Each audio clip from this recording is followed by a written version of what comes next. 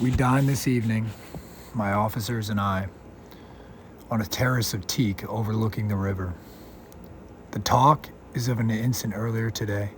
My party had been crossing that quadrant of the camp that abuts Uxilla village. One of my pages, a bright lad named Agathon, was striding ahead to clear the lane when he came upon a troop of gymnosophists taking the sun in a public way. These declined to vacate for my passage. An altercation broke out between the boy and several vendors, who took up the cudgels on the renunciant's behalf. A crowd gathered. By the time I arrived, a full-blown incident was in progress. The nut of the quarrel was this: who was more worthy to possess the right-of-way, Alexander or the gymnosophists? As I reined in, Agathon stood in spirited exchange with the eldest of the wise men. Indicating me, the lad declared, "This man has conquered the world. What have you done?" The philosopher replied without an instant's hesitation, "I've conquered the need to conquer the world." I laughed with delight. At once, our party yielded. I asked the sage what I could do for him, declaring that he could name any boon and I would grant it. "That fruit in your hand," he said. I was holding a fine ripe pear. When I gave it to him, he handed to eat to a boy at his side.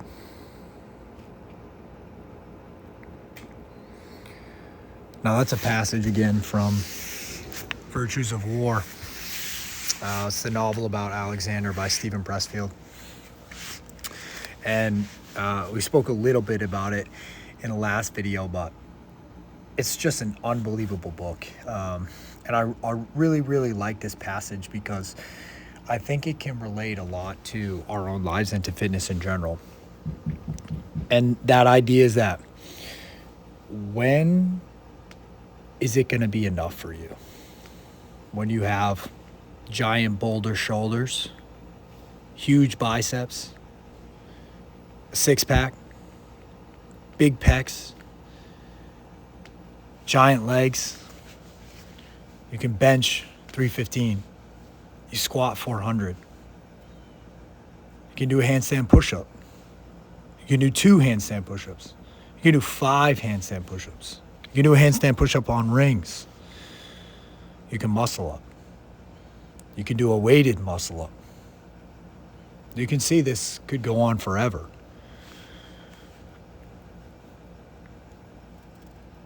And we know that there will always be room to get bigger and stronger. There's no doubt about that.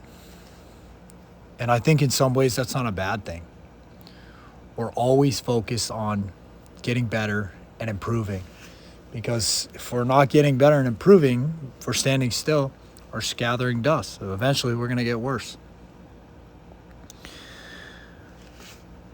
But also, there's always someone who's going to move more weight than you, who's going to move faster than you, who's going to have more followers than you, who's going to have better videos, who's going to be more shredded.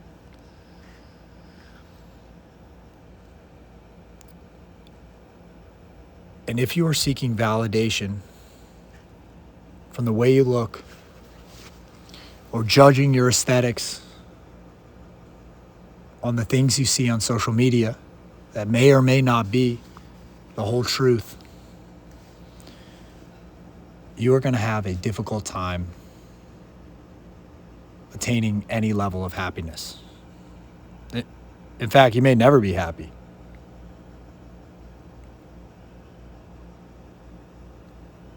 In fact, this might make you miserable. Sorry, I got cut off. Had to deal with some family stuff. But the main point was made in that you need to decide on this fitness journey what is going to be enough for you. Who are you going to compare yourself to? Are you going to waste time looking at others living different lives than you on social media? Or are you going to compare yourself to who you were yesterday? Are you going to find joy in the process and find love in the ability to make yourself better, stronger, and faster? So you can see in this session, done early morning, It's dark. I don't have a light. I agree, it's probably not the best camera view, but all I got is my phone, and we're making it happen. So this is ring dip session. Again, I set the timer for 5 minutes and tried to hit as many ring dips as possible with good form, not like CrossFit style. I really just try to like push as hard for perfect reps every single time, and try to make the reps like as hard as possible in the beginning. So just leaning more forward, and then I use more of my feet at the end essentially. So you can see the timer ring here, and then we get set up to go inside, and we get inside. I use my daughter's gymnastics bars to hit some rows, and same thing, set the timer for 5 minutes, try to row for as much as I can, the hardest row in the beginning, slowly working down to an easier type row. Then I finish the workout with some sort of like dip hold raises essentially. That's the whole workout.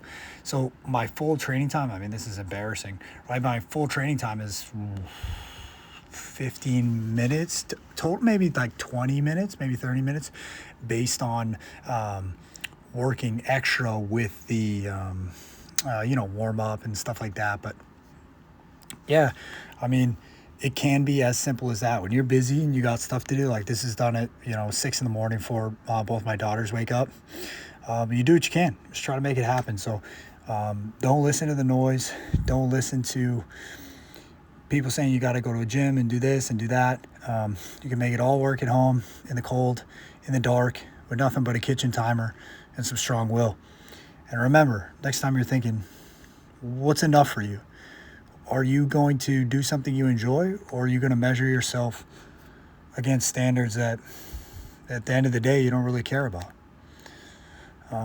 Until next time, again, I write more on Substack. I post there kind of writings on doctoring, militarying, and stuff like that. If you're interested in that, check it out. Hit me up, and hopefully we can improve together. See you next week.